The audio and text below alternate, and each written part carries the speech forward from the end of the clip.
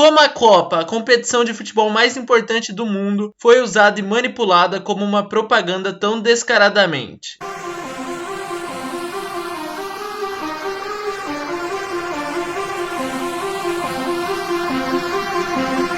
Escolha da sede e sua estrutura para a Copa. Bom, a Copa de 1930 foi um sucesso e atraiu muita visibilidade. E como ela tinha acontecido no Uruguai, na América, os europeus não seriam bobos de perderem a Copa de 34. Mussolini era o líder da Itália fascista e via com muito bons olhos ter esse grande evento em seu país, que serviria como uma propaganda de seu regime de um ponto de vista bem favorável. Pois nada melhor do que o futebol para esconder os problemas da sociedade e dar um belo entretenimento. Até por isso, a população italiana apoiou com força a candidatura italiana e seus gastos com toda a infraestrutura para a competição. A candidatura adversária de Benito era a Suécia, mas ela não foi párea e se retirou da briga pela Copa. Com isso, o caminho ficou livre para a Itália se tornar a sede da competição em 1932 no Congresso da FIFA. A Copa teve 8 estádios e todos eram de cidades diferentes. Dentre eles estava o famoso San Siro com 45 mil de capacidade e o estádio Municipale Benito Mussolini de 55 mil lugares. Foram construídos 3 estádios especialmente para o torneio e a casa da final foi o Estádio Nacional do Partido Fascista, em Roma. A Itália ainda produziu uma bola específica para a Copa. Ela foi chamada de Federale 102. Participantes. A FIFA delimitou o número de apenas 16 participantes para a competição. Como a edição anterior tinha sido um sucesso e a Copa de 34 seria no velho continente, é lógico que mais europeus quiseram jogar essa competição. 22 seleções para ser mais específico. Com esse BO em mãos, a entidade mais poderosa do futebol decidiu criar as eliminatórias. Inclusive a Itália teve que se classificar jogando e correu o risco de ficar fora da própria Copa. Então as vagas foram distribuídas da seguinte maneira para cada região: 12 vagas para a Europa, 2 para a América do Sul, 1 para a América do Norte e Caribe e 1 para a África e Ásia. Se a Copa de 30 foi uma Copa América com alguns europeus intrusos, a Copa de 34 foi uma Eurocopa com intrusos do resto do mundo.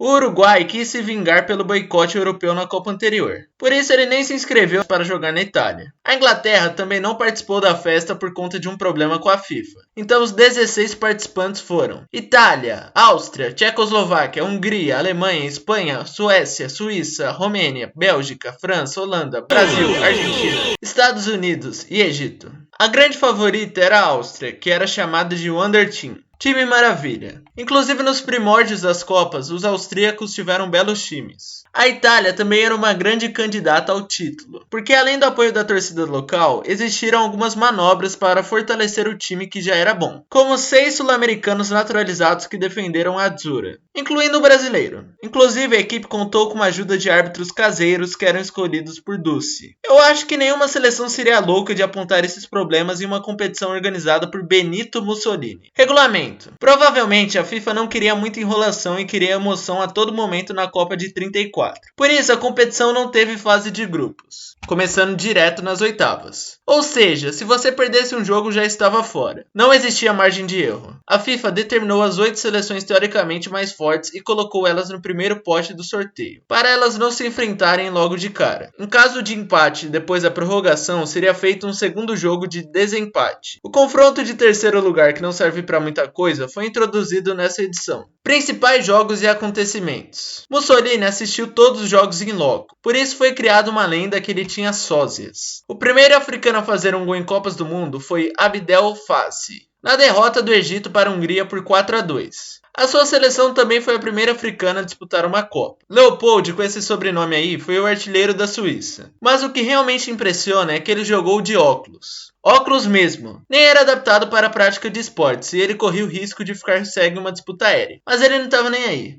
A Copa del Duce, além da Jules Rimet, foi um troféu entregue para o campeão, que você já deve imaginar quem é. O torneio foi se desenrolando e aconteceram algumas zebras. A Itália passou dos Estados Unidos e da Espanha, mas nas semis o desafio era muito mais difícil. Eles enfrentariam a poderosa Áustria. O treinador Hugo, da Áustria, e o comandante Vittorio Pozzo, da Itália, eram grandes visionários do mundo tático e ajudaram a dar de presente um futebol revolucionário para a época. No fim, a Azzurra triunfou por 1-0 com gol de Guaita. Do outro lado, a Tchecoslováquia, que também era forte, derrotou a Alemanha por 3-1 com hat-trick de Nejedly. Eles também tinham um baita goleiro, mas precisariam de um dia iluminado para acabar com a festa de Mussolini. As duas equipes tiveram uma semana para descansar e se preparar depois de 3 jogos, um em cima do outro. Obviamente, a pressão sobre os jogadores que faziam a saudação romana era imensa. E para piorar a situação e o suador deles em uma temperatura de quase 40 graus, a Tchecoslováquia começou abrindo o placar com Puk. Mas a virada veio com gols de Orsi e Schiavo já na prorrogação. A Itália foi campeã e isso alimentou o discurso de superioridade de uma determinada raça que o fascismo e Mussolini tinham. E tornou todo o evento um extremo sucesso para uma pessoa que não estava nem aí para o futebol e espírito esportivo. Mas isso não tira o mérito dos jogadores, especialmente um. Destaques individuais. Giuseppe Meazza foi o craque da Copa. Ele era um atacante de 1,69 m. Tinha um extracampo, digamos, um pouco complicado, mas dentro de campo ele correspondia e na Copa ele marcou 2 gols. Não é à toa que homenagearam ele com o nome do maior estádio de seu país. Nejedly era a grande esperança tcheca para o título mundial. Ele até fez história sendo artilheiro da Copa com 5 gols, levando seu país até a final. Mas isso não foi o suficiente para levar a Jules Rimet para casa. Sindelar era o craque da favorita Áustria, mas na Copa ele não conseguiu se destacar muito, marcando apenas 1 gol. O homem de papel, conhecido por sua velocidade e infelizmente, como muitos outros grandes jogadores, não conseguiu conquistar esse troféu. Raimundo Orsi era um ponto esquerdo argentino e foi contratado por Mussolini para defender a seleção italiana. A parceria acabou dando muito certo, ele marcou 3 gols na Copa e ao lado de Meazza e outros craques se tornou campeão mundial. Seleção brasileira. O Brasil pela segunda Copa seguida decepcionou, tendo até um desempenho pior e terminando na 14ª posição geral. O Brasil perdeu para a zebra Espanha, pelo menos na visão da FIFA, por 3-1 e o seu único gol foi marcado por Leônidas da Silva. Mas pela segunda vez seguida existia um bom motivo para esse fracasso. O racha entre paulistas e cariocas mais uma vez aconteceu. Em 1934 a questão foi por conta de profissionais e amadores. A CBD, Confederação Brasileira de Desportos, era contra a profissionalização, que já estava sendo posta em prática em São Paulo. Então ela ofereceu para jogadores pequenas fortunas em dinheiro pela participação no Mundial. Mas mesmo assim não foi possível levar todos os melhores atletas. O Palmeiras já tinha se profissionalizado e deu uma apelada para não perder seus jogadores durante grande parte daquele ano. Então alguns deles foram escondidos em uma fazenda no interior paulista para evitar essa convocação. Para piorar, o Brasil chegou em cima da hora na Itália, e por isso não houve nenhum amistoso preparatório. Os jogadores ficaram fora de forma durante a viagem, e não bastou ter um jovem craque como Leônidas para fazer uma boa campanha. A Copa deveria mostrar os valores esportivos e o melhor do nosso futebol, mas infelizmente ela é usada em benefício